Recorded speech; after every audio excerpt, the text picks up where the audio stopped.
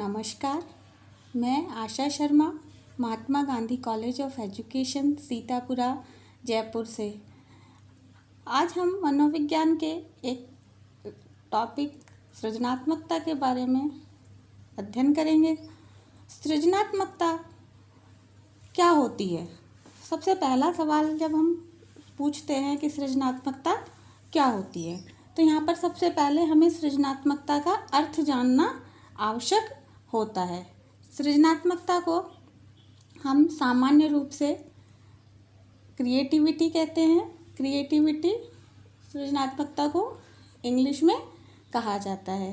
इसके समान ही शब्द हैं विधायकता, उत्पादन, रचनात्मकता, डिस्कवरी आदि। यानी कि ये सभी शब्द सृजनात्मकता के समानांतर शब्द है। ये सब शब्द हमें सृजनात्मकता से संबंधित पर्यायवाचियों का बोध करवा सकते हैं। ऐसा कह सकते हैं हम कि रचनात्मकता यानी कोई भी जब हम नया कार्य करते हैं तो उसमें हम किसी भी रचना का निर्माण करते हैं या कोई खोज करते हैं या हम कोई उत्पादन करते हैं, तो वो सब क्या होता है? सृजनात्मकता कहलाती है। सृजन वह अवधारणा है जिसमें उपलब्ध साधनों से नवीन या अनजाने वस्तु, विचार या धारणा को जन्म दिया जाता है। यानी कि सृजन के अंतर्गत जब हमारे पास जो भी साधन उपलब्ध होते हैं या फिर जो हमारे आसपास संसाधन है, उनसे हम कोई भी नई चीज़ या कोई नया विचार जिससे हम जन्म देते हैं या कोई नई चीज़ का उत्पादन करते हैं, तो वो क्या कहलाता है? सृजन कहलाता है। सृजनात्मकता से अभिप्राय रचना संबंधी योग्यता नवीन उत्पाद की रचना से है। यानी कि हम किसी भी नवीन उत्पाद की रचना करते हैं तो वो क्या होती है? सृजनात्मकता कहलाती है।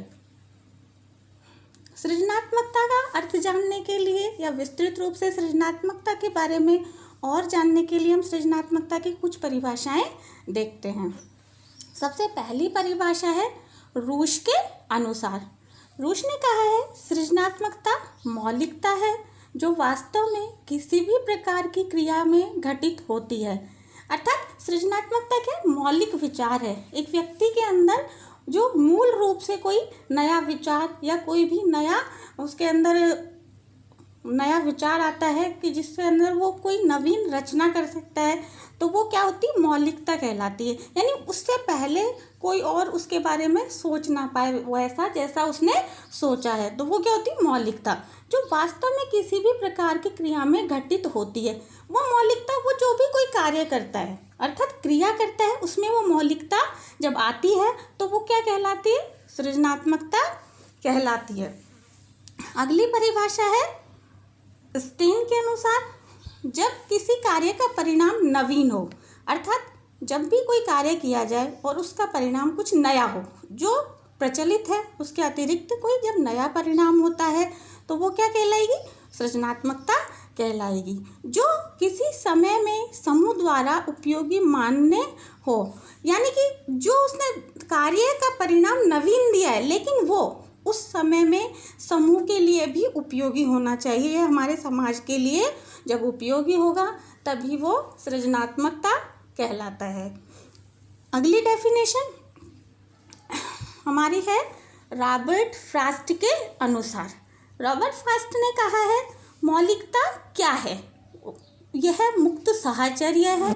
मुक्त साहचर्य मतलब कि हम मुक्त होकर हमारे किसी के साथ संबंध स्थापित कर सकते हैं, किसी भावनाओं के साथ या लोगों के समाज की भावनाओं के साथ हम जब संबंध स्थापित करते हैं मुक्त होकर, यानी हम उनके समान भाव को, उनके जैसा सोच को हमारे अंदर उत्पन्न करते हैं। जैसे जब कविता की पंक्तियाँ या उसके विचार आपको उद्वेलित करते हैं।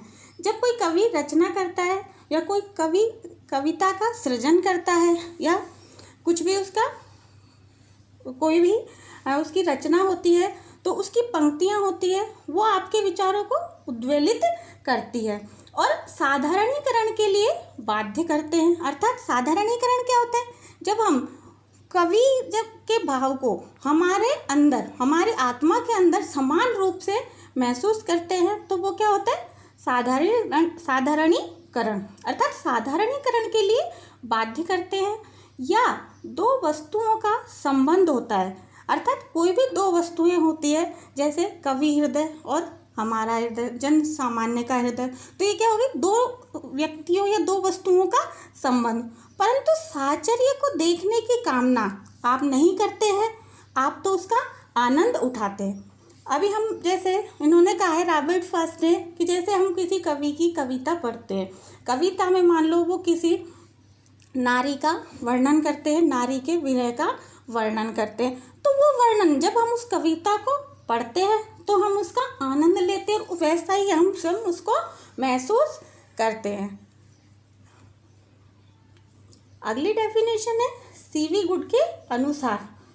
सीवी गुड के अनुसार सृजनात्मकता एक विचार है जो किसी समूह में विस्तृत सातत्य का निर्माण करता है। सातत्य मतलब सबके समान, एक जैसा, सबके लिए एक साथ चलने वाला विचार, विस्तृत सातत्य का निर्माण करता है, सृजनात्मकता के कारक, और यही सातत्य सृजनात्मकता का कारक होता है।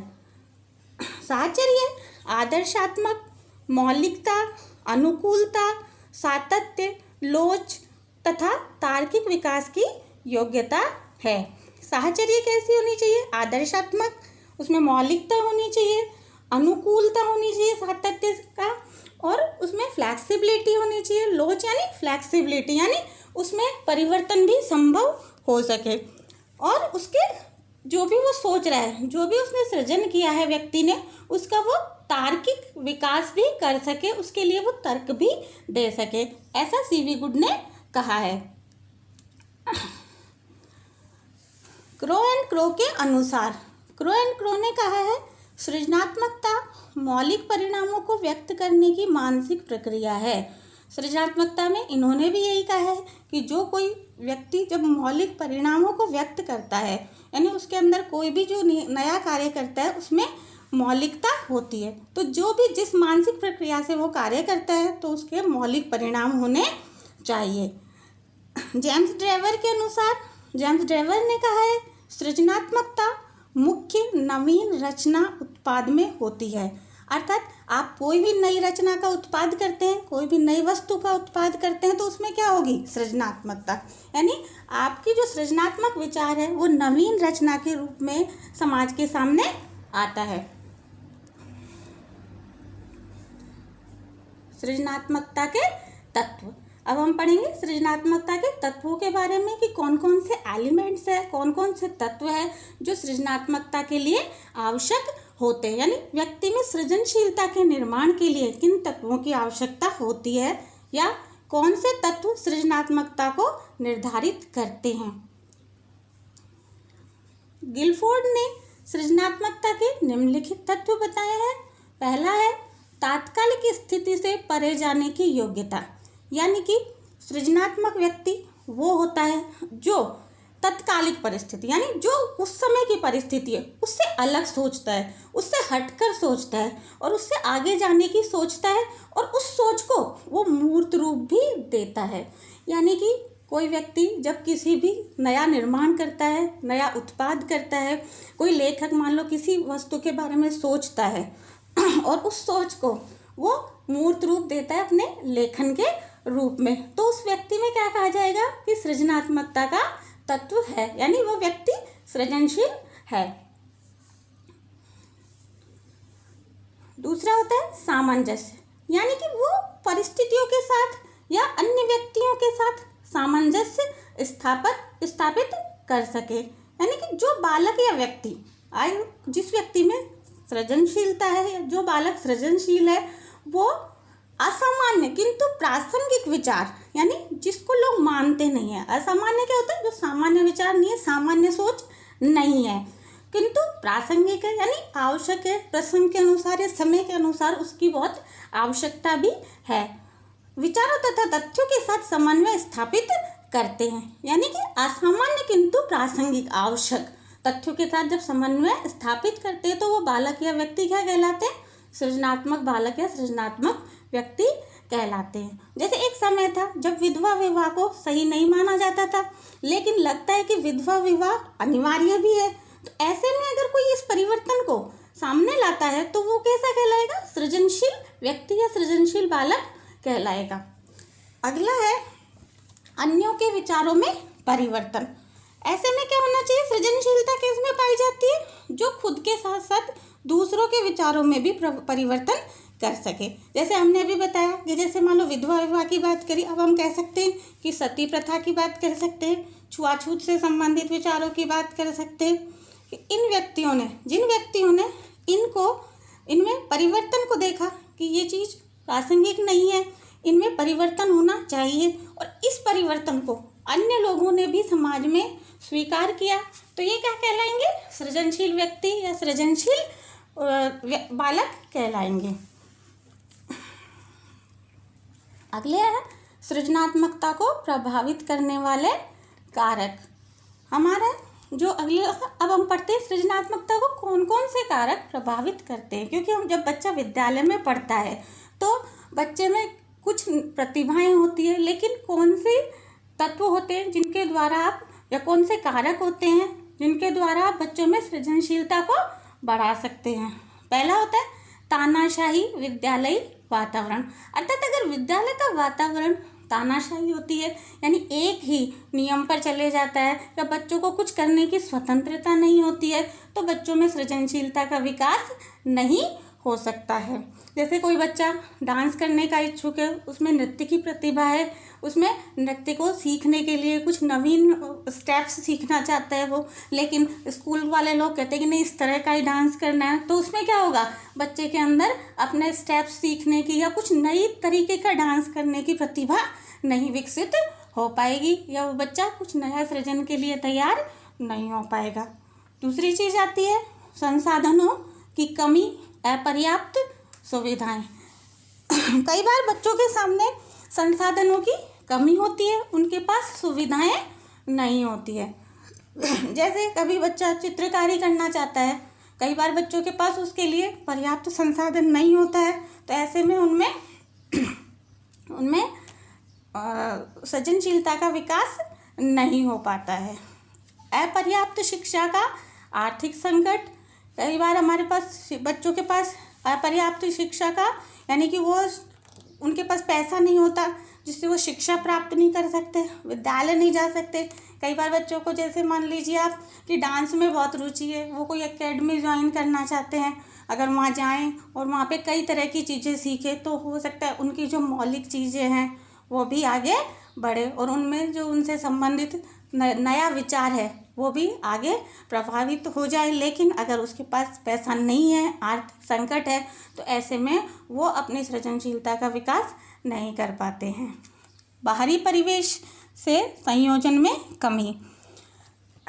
आजकल का वातावरण ऐसा है जब बालक कुछ सीमित दायरों में रहता है। अक्सर बच्चे घर से बाहर नहीं जाते हैं, विद्यालय की संकुचित वातावरण के बीच रहते हैं। ऐसे में वो कुछ सृजनशील कार्य नहीं कर पाते हैं। अभिभावकों से पर्याप्त संयोजन की कमी। आजकल बच्चे जो कहते हैं वो बच्चों, अभिभावकों के समझ नहीं आता, अभिभावक और बच्चों के बीच सही तालमेल नहीं होता। इससे कई बार क्या होता है कि बच्चों की सृजनशीलता का विकास नहीं हो पाता है। शिक्षकों और प्रशासनिक अधिकारियों के प्रशिक्षण में कमी। विद्यार्थियों की अनियमितता। विद्यालयों में शिक्षकों और प्रशासनिक अधिकारी होते हैं, उनमें प्रशिक्षण की कमी होती है। वो इस चीज़ को नहीं समझ पाते कि बच्चों में कुछ अलग से उनको कार्य करने को दिए जाएं, या कुछ ऐसी गतिविधियां करवाई जाए जिससे कि बच्चों में सृजनशीलता का विकास हो। तो ऐसे में कई बार बच्चे सृजनशील कार्य नहीं कर पाते हैं। विद्यालयों में व्यावसायिक विकास के कार्यक्रमों के आयोजन की कमी। अक्सर क्या होता है, सामान्य रूप से विद्यालयों में सामान्य जो पढ़ाई लिखाई या पाठ्यक्रम पूरा करने पर ही पूरा ध्यान दिया जाता है, और अलग से कोई व्यावसायिक विकास के कार्यक्रमों का आयोजन नहीं किया जाता है। ऐसे में क्या होता है कि बच्चों के अंदर जो नवीन सृजन का कार्य करने की क्षमता होती है उसका विकास नहीं हो पाता है। शिक्षकों को पुरस्कार, सम्मान आदि में ढील। अक्सर विद्यालयों में या महाविद्यालयों में जो शिक्षक बच्चों के सृजनशील कार्यों को बढ़ावा देते हैं या उसके लिए अधिक प्रयास करते हैं, उनके लिए पुरस्कार, सम्मान आदि विशेष रूप से आयोजित नहीं किए जाते हैं। ऐसे में जो शिक्षक होते हैं बच्चों को ज़्यादा कार्य करवाते हैं, वो भी उसमें रुचि नहीं लेते हैं, वो भी बच्चों की सृजनशीलता के विकास में सहयोग नहीं देते हैं। सृजनात्मकता को पोषित करने हेतु सुझाव। अब हम देखेंगे कि बालक में सृजनात्मकता को पोषित करने के लिए हमें क्या क्या कार्य करने चाहिए। पहला है कक्षा में बौद्धिक वातावरण प्रदान करें। सबसे पहला बात होती है कि जब बच्चा कक्षा में होता है तो उसको ऐसे कार्य दिए जाए जिससे कि वो अपना मानसिक योग्यताओं का ज़्यादा से ज़्यादा प्रयोग कर सके, कुछ अपनी नवीन सोच को बता सके। जैसे कई बार होता है कि टीचर कक्षा में आया और केवल अपना पाठ पढ़ाया और उसके बाद बच्चों से कोई इंटरेक्शन नहीं होता है, हमने जो काम बच्चे को दिया बस बच्चे को वही कार्य करना है। ऐसे में बच्चों में बौद्धिक क्षमता का विकास नहीं होता है। इसके लिए आवश्यक है कि बच्चों से कुछ प्रश्न पूछे जाए, उनसे कुछ नवीन विचारों के बारे में जाना जाए। तो ऐसा वातावरण होना चाहिए जिससे कि बच्चों के नवीन विचार भी हमारे सामने कक्षा में आ सके। दूसरी बात है प्रजातांत्रिक विद्यालय का निर्माण। प्रजातांत्रिक मतलब जहाँ पर शिक्षक और बच्चे मिलकर, प्रशासन और शिक्षक मिलकर कार्य कर सके, जिससे कि ज़्यादा से ज़्यादा बालक उन कार्यों में रुचि ले और बालकों के सृजनात्मक कार्यों के लिए प्रशासन और शिक्षक भी उनको सहयोग करते रहे। अगला आता है मौलिकता और लचीलापन को बढ़ावा। वर्तमान समय में ज़्यादातर जैसा कार्य शिक्षक ने उस बच्चे को कहा या विद्यार्थी को कहा उसको वही कार्य चाहिए होता है, उसमें मौलिकता या लचीलेपन पर ज़्यादा बल नहीं दिया जाता है। जैसे शिक्षक ने जो कार्य मान लो दिया है उसका वैसा ही उत्तर लिखा तो उसको ज़्यादा मार्क्स मिलेंगे, और बच्चों ने कुछ मौलिक रूप से विचार करके लिख दिया तो कई बार बच्चों का वो उत्तर शिक्षकों को थोड़ा समझ नहीं आता। तो अक्सर बच्चों में क्या आदत हो जाती है कि जैसा उन्हें बताया जाता है वैसे ही वो कार्य करते हैं। इसलिए हमें ऐसी गतिविधियां करवानी चाहिए या इस तरह के कार्यक्रम करवाने चाहिए, इस तरह के पाठ्यक्रम को तैयार करना चाहिए कि वो अपने मौलिकता का प्रदर्शन कर सके और हमारे पाठ्यक्रम में लचीलापन हो, जिससे कि वो बच्चों की रुचि के अनुसार या बच्चों की योग्यता के अनुसार हमारे सामने उनकी योग्यताएं आ सके। विद्यालय में उपयुक्त भौतिक वातावरण। विद्यालय में भौतिक वातावरण उपयुक्त होना चाहिए, वहाँ पर संसाधन होने चाहिए जिससे कि बालकों को सृजनशीलता का विकास करने के अवसर मिल सके। समुदाय के सृजनात्मक संसाधनों का उपयोग। समुदाय में रहता है, हम सब बालक और शिक्षक समुदाय का एक हिस्सा है, तो समुदाय में हमारे सामने सृजनात्मकता के कोई भी संसाधन है उनका उपयोग बालकों को करना चाहिए। जैसे बालकों को विद्यालय से बाहर नदी, तालाब आदि के पास लेके जाना चाहिए, गार्डनों में लेके जाना चाहिए, प्राकृतिक जगहों पे लेके जाना चाहिए, जिससे उनको देख के बच्चों में कुछ सृजनात्मक विचार आ सके। अगला होता है अच्छे उदाहरण प्रस्तुत करना। बालकों के सामने कुछ अच्छे उदाहरण प्रस्तुत करें जिन्हें देखकर बच्चों में नई सोच का निर्माण हो, नई मौलिकता का निर्माण हो, नए मौलिक कार्य करने के लिए वो रुचि ले सके। इसके बाद है शिक्षकों को पर्याप्त प्रशिक्षण। वर्तमान समय में ज़्यादातर शिक्षक जो कार्य करते हैं वो केवल अर्थ के लिए करते हैं। तो ऐसा नहीं है कि जो बच्चों की कोई ज़्यादा से ज़्यादा चीज़ें सिखाने में रुचि ले, क्योंकि अध्यापकों को भी इस चीज़ के लिए प्रशिक्षित नहीं किया जाता है। अध्यापकों का जो चयन होता है वो भी केवल इसी आधार पर होता है कि उनको कितने मार्क्स मिले हैं, तो वो भी उसी तरह का कार्य बच्चों से करवाते हैं। उन्होंने भी सृजनात्मकता के महत्व को नहीं समझा होता, तो बच्चों को भी वो उन कार्यों के लिए प्रेरित नहीं कर पाते हैं। तो इसलिए आवश्यक है कि जब शिक्षकों को प्रशिक्षण दिया जाए तो उस प्रशिक्षण कार्यक्रमों में ज़्यादा से ज़्यादा सृजनात्मक क्रियाएं करवाई जाए। बच्चों में अच्छी आदतों के विकास पर बल।